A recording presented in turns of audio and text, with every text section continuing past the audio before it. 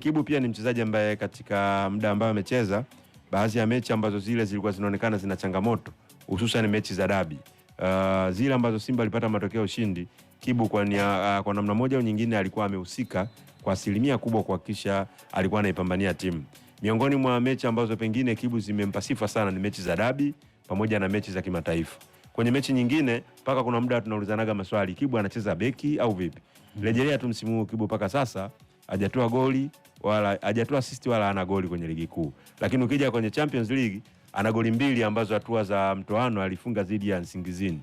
Kwa hiyo ni mchezaji ambaye alikuwa na daraja kubwa, lakini alikuwa na hali ya upambanaji. Na katika kipindi chote wameingia wachezaji wengi, wameingia na kuondoka, lakini bado aliendelea kuvumilia. Amekuja akina Nasoro Kapama, amekuja akina Bibu Kiombo, wamekuja wachezaji mbalimbali ambao wameingia pale na kuondoka, yeye amemwacha. Kwa hiyo ameonyesha hali ya uvumilivu, lakini ilikuwa ni lulu ya Simba ambayo mipango mingi ilikuwa inapangwa kutafuta matokeo ya ushindi. Kibu alihusika kwa nia moja au nyingine. Kitu ambacho mimi naona kwa upande wa Simba wamefanya busara na biashara. Unajua Kibu alikuwa amebakisha mkataba wake miezi minne. Pengine kwa kariba ya Kibu ilivyokuwa, jitihada zilifanyika za namna kuongeza mkataba. Unajua mara nyingi timu zetu hizi huwa wanajaribu kumuongeza mkataba kabla ya miezi 6. Kwa sababu ndani ya miezi 6 ile ya mwisho ya mkataba mchezaji huwa anaruhusiwa kufanya makubaliano na timu nyingine yoyote kisheria, ikiwemo timu yake. Kwa hiyo wakati huo unaona hadi Simba wanafikiri wanafika hadi miezi 4 Kibu hajaongezewa mkataba, labda kulifanyika hizo negotiation, lakini Kibu hakuwa tayari kuongeza mkataba. Pengine kitu ambacho pia unaangalia, hata Kibu ukiwa ukimwangalia body language yake wakati anacheza, unaona alikuwa na demand na uhitaji wa kutaka kuondoka kwenda sehemu nyingine. Yani mwili ulikuwa unaona kabisa sio Kibu yule ambaye akili haipo. Na kulikuwa kuna minong'ono na habari za chini kwa chini kwamba Kibu ni mchezaji ambaye msimu uliopita alitaka kuondoka.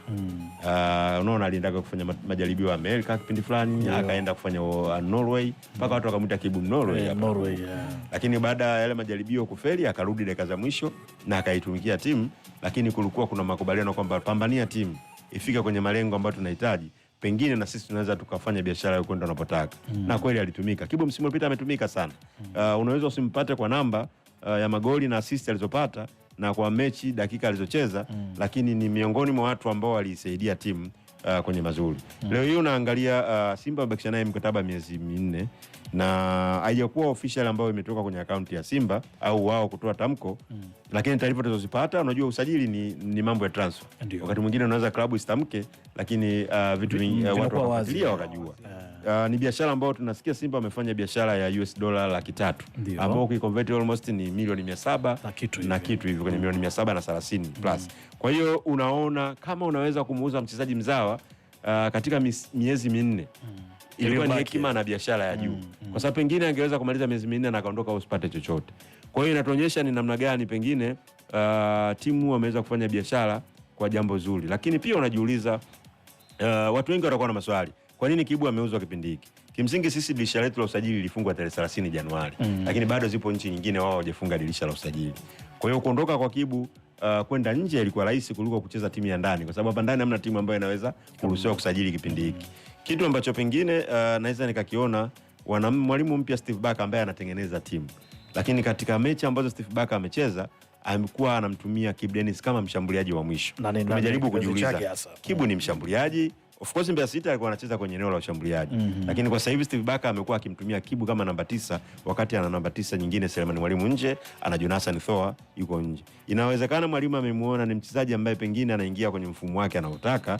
Kwa hiyo na sasa dirisha limefungwa na Simba wamediriki kumuuza, inawezekana pia ikawapa tabu, au kama siku wapa tabu mwalimu atalazimika kutengeneza pattern nyingine, kutengeneza partnership nyingine ya wachezaji ambaye anaweza akaingia moja kwa moja na kuonekana Kibu si pengo.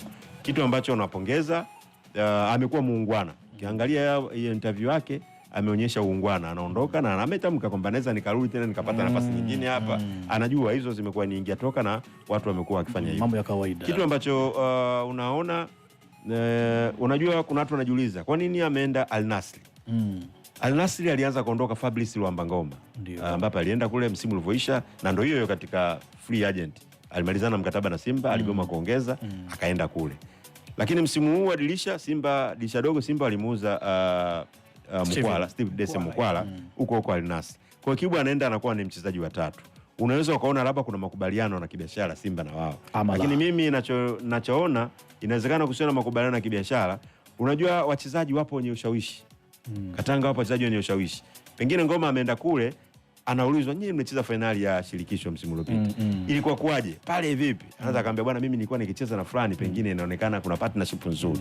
Au yule fulani mkimchukua akija hapa nikicheza naye, kuna jambo wanapigana pande pia wachezaji. Kwa hiyo unaona kaenda Steve Dese Mkwala, ghafla unasikia ameenda Kibu, na kama wataenda watapick. Ngoma amepick. Amefanya vizuri. Anafanya vizuri kule na timu yake Al Nassr. Kama Steve Dese Mkwala naye atafanya vizuri na Kibu akaenda kufanya vizuri, ushangae mabwana disha kubwa wakarudi tena wakagonga hodi kwa Simba. Unajua mara nyingi hizo biashara za wachezaji kuna kipindi watu wanashindwaga kukaa kuzitafakari. Hata hapa niliwahi kutamka nikasema kuna baadhi hizi timu zetu mbili, kuna baadhi wachezaji wanawachukua kutoka mataifa mengine hawajawahi kufanikiwa. Kuna mataifa ukimsajili baadhi ya timu hawajafanikiwa. Kwa hiyo inabidi kwanza uevaluate, ufanye evaluation ya mchezaji wa taifa fulani tukichukuaga tuna historia naye kimafanikio. Kama unaona kimafanikio hakuna, inabidi ubadilishe upepo. Wachezaji wote waliokuja kutoka Ivory Coast wote wamefanikiwa kwenye hizo timu zetu. Unaangalia wakina Pedro Pacome, unaangalia wakina Jean Chazaua, unaangalia wengi wamepita hapa sasa hivi, wana wakina Anse, unaona na vitu ambavyo wanavyo vya ziada. Kwa hiyo kuna vitu inabidi uje ubadilike. FM kutoka Dar es Salaam.